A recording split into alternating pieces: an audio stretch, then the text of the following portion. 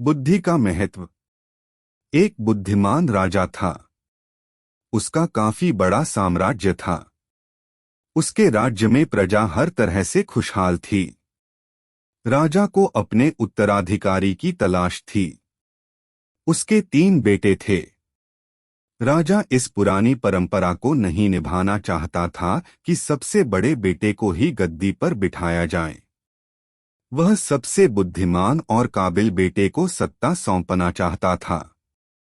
इसलिए राजा ने उत्तराधिकारी के लिए तीनों की परीक्षा लेने का फैसला किया। राजा ने तीनों बेटों को अलग अलग दिशाओं में भेजा।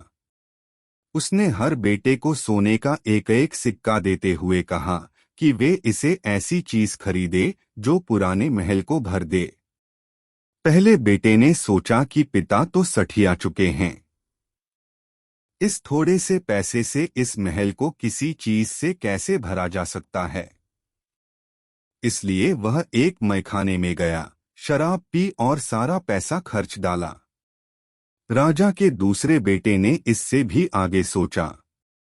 वह इस नतीजे पर पहुंचा कि शहर में सबसे सस्ता तो कूड़ा कचरा ही है।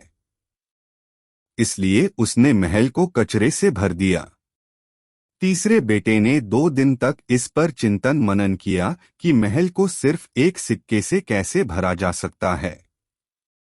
वह वाकई कुछ ऐसा करना चाहता था जिससे पिता की उम्मीद पूरी होती हो। उसने मोमबत्तियां और लोबान की बत्तियां खरीदी और फिर पूरे महल को रोशनी और सुगंध से भर दिया। इस तीसरे बेटे की बुद्धिमानी से खुश होकर राजा ने उसे अपना उत्तराधिकारी बनाया।